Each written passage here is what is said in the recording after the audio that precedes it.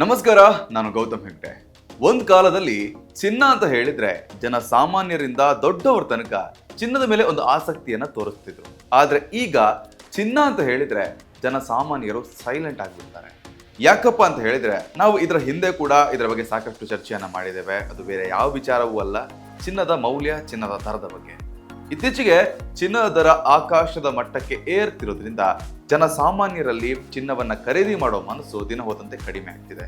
ಹಾಗಂತ ಹೇಳಿದ್ರೆ ಎಲ್ಲರ ಮನಸ್ಸು ಚಿನ್ನದ ಅತ್ತ ಕಡಿಮೆ ಆಗ್ತಿದ್ಯಾ? ಇಲ್ಲ. ದೊಡ್ಡ ದೊಡ್ಡವರಿಗೆ ಅಥವಾ ಚಿನ್ನದ ಮೇಲೆ ಇನ್ವೆಸ್ಟ್ ಮಾಡ್ಲಿಕ್ಕೆ ಸಾಧ್ಯ ಇದ್ದವರಿಗೆ ಇವಾಗ್ಲೂ ಕೂಡ ಚಿನ್ನ ಒಂದು ಸುಲಭದ ಮಾತಾಗಿದೆ. ಆದ್ರೆ ಜನಸಾಮಾನ್ಯರಿಗೆ ಇತ್ತೀಚಿನ ಸಂದರ್ಭದಲ್ಲಿ, ಇತ್ತೀಚಿನ ಸಮಯದಲ್ಲಿ ಚಿನ್ನವನ್ನ ಖರೀದಿ ಮಾಡೋದು ದೊಡ್ಡ ಪ್ರಶ್ನೆ ಆಗ್ಬಿಟ್ಟಿದೆ. ಭಾರತೀಯರಾಗಿರುವ ನಾವು ಯಾವುದೇ ರೀತಿಯ ಕಾರ್ಯಕ್ರಮಕ್ಕೆ, ಯಾವುದೇ ಧರ್ಮದವರು ಯಾವುದೇ ಒಂದು ರೀತಿಯ ಕಾರ್ಯಕ್ರಮವನ್ನ ಮಾಡ್ತೀವಿ ಅಂತ ಆದ್ರೆ ಚಿನ್ನ ತುಂಬಾ ಇಂಪಾರ್ಟೆಂಟ್ ಆಗುತ್ತೆ. ಆದ್ರೆ ಈ ಒಂದು ಸಂದರ್ಭದಲ್ಲಿ ಚಿನ್ನದ ಏರಿಕೆ ಈ ಒಂದು ಮಟ್ಟಕ್ಕೆ ಏರಿಕೆ ಆಗಿರೋದ್ರಿಂದ ಚಿನ್ನವನ್ನ ಖರೀದಿ ಮಾಡೋಕೆ ನಮ್ಗೆ ಯಾರು ಕೂಡ ಸಾಧ್ಯ ಆಗ್ತಾ ಇಲ್ಲ. ಹಾಗಿದ್ರೆ ಬನ್ನಿ, ಇವತ್ತಿನ ಚಿನ್ನ ದರ ಹೇಗಿದೆ, ಹಾಗೆ ಬೆಳ್ಳಿಯ ದರ ಹೇಗಿದೆ, ಯಾಕೆ ಈ ರೀತಿಯಲ್ಲಿ ಚಿನ್ನ ದರ ಹಾಗೆ ಬೆಳ್ಳಿಯ ದರ ಏರಿಕೆ ಆಗ್ತಿದೆ ಎನ್ನುವ ವಿಚಾರದ ಬಗ್ಗೆ ಸಂಪೂರ್ಣ ಮಾಹಿತಿಯನ್ನ ತಿಳಿತಾ ಹೋಗೋಣ. ಎಸ್, ಇವತ್ತು ಬೆಂಗಳೂರಿನಲ್ಲಿ ಚಿನ್ನದ ದರ ತುಂಬಾನೇ ಹೆಚ್ಚಾಗಿದೆ ಅಂತಾನೆ ಹೇಳ್ಬೋದು. ಇಲ್ಲಿ ತನಕ 10,000, 11,000, 12,000 ತಲುಪಬೇಕಾದ್ರೆ ನಮ್ಗೆಲ್ರೂ ಕೂಡ ಚಿನ್ನವನ್ನ ಖರೀದಿ ಮಾಡೋ ಮನಸ್ಸು ಅದೇ ರೀತಿ ಕಡಿಮೆ ಆಗ್ತಾ ಹೋಗ್ತಿತ್ತು. ಆದ್ರೆ ಈಗ 12ರ ಗರಿಯನ್ನ ದಾಟಿ ಇದೀಗ 13,000ದತ್ತ ಕಾಲಿಟ್ಟಿರುವಂತದ್ದು. ಅದು 22 ಕ್ಯಾರೆಟ್ ಚಿನ್ನ. ಆದ್ರೆ 24 ಕ್ಯಾರೆಟ್ ಚಿನ್ನ ಪ್ಯೂರ್ ಗೋಲ್ಡ್ ಅನ್ನು ನೀವು ಪರ್ಚೇಸ್ ಮಾಡ್ತೀರಿ ಅಂತಾದ್ರೆ 1 ಗ್ರಾಮ್ ಪ್ಯೂರ್ ಗೋಲ್ಡ್ 24 ಕ್ಯಾರೆಟ್ ಚಿನ್ನಕ್ಕೆ ಇದೀಗ 14,000 ದಾಟಿರೋದು.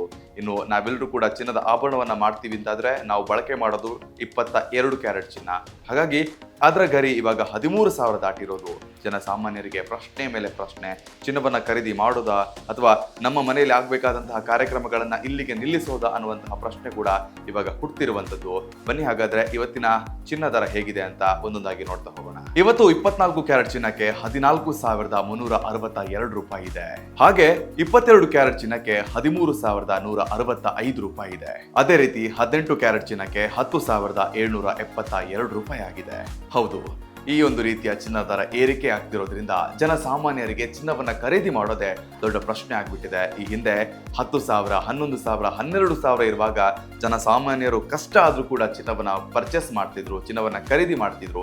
ಆದ್ರೆ ಈಗ 13,000, 14,000ದ ಗಡಿಯನ್ನ ದಾಟ್ತಿರೋದ್ರಿಂದ ಚಿನ್ನವನ್ನ ಖರೀದಿ ಮಾಡೋದೇ ದೊಡ್ಡ ಪ್ರಶ್ನೆ ಆಗ್ಬಿಟ್ಟಿದೆ. ಇನ್ನು ಮುಂದಿನ ತಿಂಗಳಲ್ಲಿ ಚಿನ್ನದ ದರ ಕಡಿಮೆ ಆಗುತ್ತೆ ಅಂತ ಕೆಲವರು ಮಾತನಾಡ್ಕೊಂಡ್ರೆ, ಇನ್ನು ಚಿನ್ನವನ್ನ ಅಧ್ಯಯನ ಮಾಡ್ತಿರೋರು, ಚಿನ್ನದ ಬಗ್ಗೆ ಹೆಚ್ಚಿನ ಒಲವನ್ನ ತೋರಿಸೋರು ಬರುವ ತಿಂಗಳಲ್ಲಿ ಅಂದ್ರೆ ಮುಂದಿನ ತಿಂಗಳಲ್ಲಿ ಇನ್ನಷ್ಟು ಚಿನ್ನ ದರ ಏರಿಕೆ ಆಗುತ್ತೆ ಅನ್ನುವಂಥದ್ದನ್ನ ಕೂಡ ಹೇಳ್ತಿರುವಂಥದ್ದು. ಇನ್ನು ಬೆಳ್ಳಿಯ ಬಗ್ಗೆ ನೋಡೋಣ ಬನ್ನಿ. ಇವತ್ತು ಬೆಂಗಳೂರಿನಲ್ಲಿ 1 ಗ್ರಾಮ್ ಬೆಳ್ಳಿಗೆ 290 ರೂಪಾಯಿ ಇದೆ. ಇನ್ನು 1 kg ನೀವು ಪರ್ಚೇಸ್ ಮಾಡ್ತೀರಿ ಅಂತ ಆದ್ರೆ 2,90,000 ರೂಪಾಯಿ ಆಗುತ್ತೆ. ನೀವೇ ಅಂದಾಜು ಮಾಡ್ಕೊಳ್ಳಿ ಎಲ್ಲಿಗೆ ತಲುಪ್ತಾ ಇದೆ ಚಿನ್ನ ಮತ್ತು ಬೆಳ್ಳಿಯ ದರ ಅಂತ.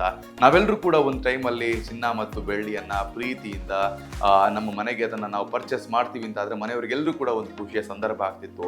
ಬಟ್ ಇವತ್ತು ನಾವೇನಾದ್ರೂ ಚಿನ್ನ ಪರ್ಚೇಸ್ ಮಾಡ್ಲಿಕ್ಕೆ ಹೋಗ್ತೀವಿ ಅಂತ ಹೇಳಿದ್ರೆ ಜನಸಾಮಾನ್ಯರಲ್ಲಿ ಇದು ಸಾಧ್ಯನಾ ಅನ್ನುವಂತಹ ಪ್ರಶ್ನೆ ಕೂಡ ಉದ್ಭವ ಆಗ್ತಿರುವಂಥದ್ದು.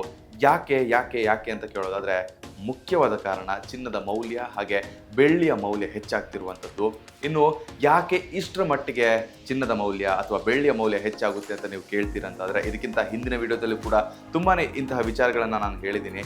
ಡಾಲರ್ ಮೌಲ್ಯ ಅಲ್ಲಿ ಕುಸಿತಿರೋದ್ರಿಂದ, ಅದೇ ರೀತಿ ನಮ್ಮ ರೂಪಾಯಿ ಮೌಲ್ಯ ಕೂಡ ಏರುಪೇರು ಆಗ್ತಿರೋದ್ರಿಂದ, ಹಾಗೆ ಇನ್ನು ಹಲವಾರು ಕಡೆ ಬೆಳ್ಳಿಯನ್ನ ಬಳಕೆ ಮಾಡ್ತಿರೋದ್ರಿಂದ ಎಲ್ಲಿ ಬಳಕೆ ಜಾಸ್ತಿ ಆಗುತ್ತೋ, ಎಲ್ಲಿ ಇನ್ವೆಸ್ಟ್ಮೆಂಟ್ಗಳು ಜಾಸ್ತಿ ಆಗುತ್ತೋ ಅಲ್ಲಿ ಚಿನ್ನ ಹಾಗೂ ಬೆಳ್ಳಿಯ ದರ ಹೆಚ್ಚಾಗೋದು ಕಾಮನ್ ಆಗಿರುತ್ತೆ ಅಂತ ಹೇಳ್ತಾ ಮುಂದಿನ ವಿಡಿಯೋದಲ್ಲಿ ಮತ್ತೊಮ್ಮೆ ಸಿಗೋಣ. ಅಲ್ಲಿ ತನಕ ಟೇಕ್ ಕೇರ್.